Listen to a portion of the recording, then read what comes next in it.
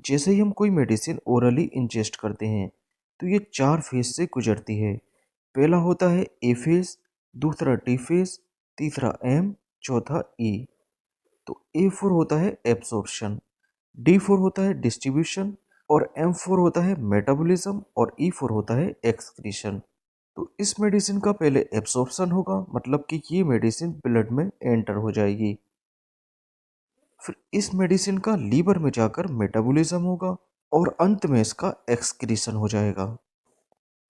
मतलब कि इस मेडिसिन का लास्ट जो प्रोडक्ट बचता है वो या तो किडनी के द्वारा एलिमिनेट होगा, किडनी से यूरिन मतलब कि पेशाब के द्वारा ये निकल जाएगी, या बाइल के थ्रू इंटेस्टाइन से होकर रेक्टम में पहुंचने के बाद स्टूल के द्वारा ये बाहर हो जाती है।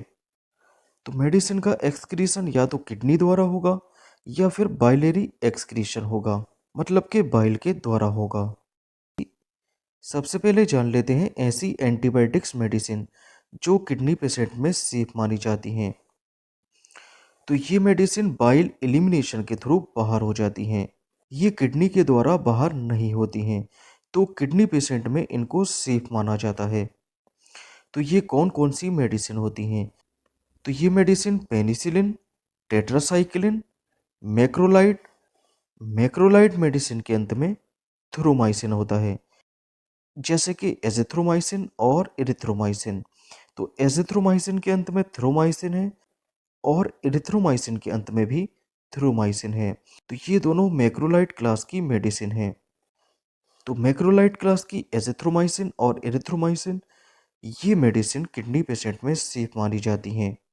इन मेडिसिन के अलावा क्यूनुप्रिस्टिन और डेल्फोप्रिस्टिन, क्यूनुप्रिस्टिन और डेल्फोप्रिस्टिन के कॉम्बिनेशन को हम स्ट्रेप्टोग्रामिन्स के नाम से जानते हैं। स्ट्रेप्टोग्रामिन्स भी किडनी पेशेंट में सेफ मानी जाती है। और क्लोरेमफेनिकोल, क्लोरेमफेनिकोल जिसका यूज़ एयर और आई इन्फेक्शन में किया जाता है। इसके अलावा लिंजोलिड, लिंजोलिड का यूज़ निमोनिया और स्किन इन्फेक्शन में किया जाता है। और रिफेम्पिसिन, इसका यूज़ टीबी में होता है। फ्लोरोक्यूनोलोन, इन मेडिसिन के अंत में ऑक्सासिन टर्म देखने को मिलता है, जैसे कि ऑफ्लॉक्सासिन और लीवोफ्लॉक्सासिन। तो ऑफ्लॉक्सासिन के अंत में ऑक्सासिन है और लीवोफ्लॉक्सासिन के अंत में भी ऑक्सासिन है। तो ये दोनों मेडिसिन देखिए फ्लोरोक्यूनोलोन क्लास की मेडिसिन है। और आइसोनियाजिड जिसका यूज़ टीबी के केस में किया जाता है। तो रिफेम्पिसिन, आइसोनियाजिड, ऑफ्लॉक्सासिन, लीवोफ्लॉक्सासिन, क्लोरेमफेनिकोल, लिंसोलिड और स्ट्रेप्टोग्रामिन्स, ये मेडिसिन भी किडनी पेशेंट में सेफ मानी जाती हैं, क्योंकि इन मेडिसिन का एक्सक्रीशन बाइल द्वारा होता है। नेक्स्ट जान लेते हैं नेफ्रोटॉक्सिक मेडिसिन के बारे में। तो ये वह एंटीबायोटिक्स मेडिसिन है जो किडनी फंक्शन को नुकसान पहुंचाती हैं, जिससे देखिए किडनी फेल होने का खतरा बढ़ सकता है। तो ये कौन कौन सी मेडिसिन है? तो इसके अंदर आती है बेनकोमाइसिन और एमाइनो ग्लाइकोसाइड क्लास की मेडिसिन। एमाइनो ग्लाइकोसाइड मेडिसिन के अंत में M Y C I N mycin और M I C I N माइसिन देखने को मिलता है।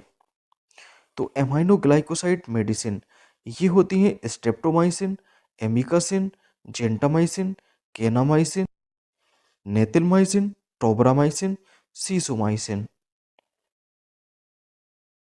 तो बेनकोमाइसिन और एमाइनो ग्लाइकोसाइड्स क्लास की मेडिसिन ये नेफ्रोटॉक्सिक मेडिसिन होती हैं।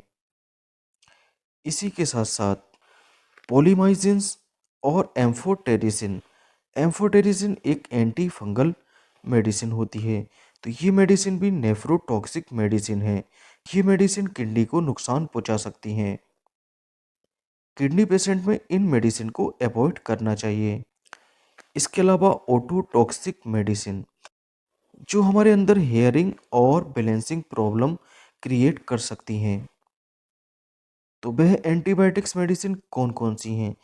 तो ये है बेनकोमाइसिन, एमाइनो ग्लाइकोसाइड क्लास की मेडिसिन, क्यूनिन, क्लोरोक्यूनिन और इरिथ्रोमाइसिन। क्यूनिन और क्लोरोक्यूनिन ये एंटी मलेरियल ड्रग्स होती हैं। ये एंटी मलेरियल और एंटीबायोटिक्स मेडिसिन ये ऑटोटॉक्सिक ड्रग्स होती हैं। नेक्स्ट बात कर लेते हैं ऐसी एंटीबायोटिक्स मेडिसिन जिसको लेने के बाद सीजर्स मतलब कि दौरे या मिर्गी हो सकती हैं।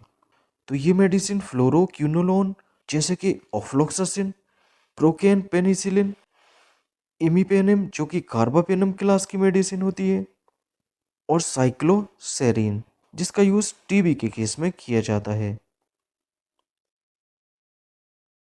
तो ऑफ्लोक्सासिन, प्रोकेन पेनिसिलिन, इमीपेनेम और साइक्लोसेरिन इन मेडिसिन के कारण दौरे या मिर्गी पड़ सकते हैं।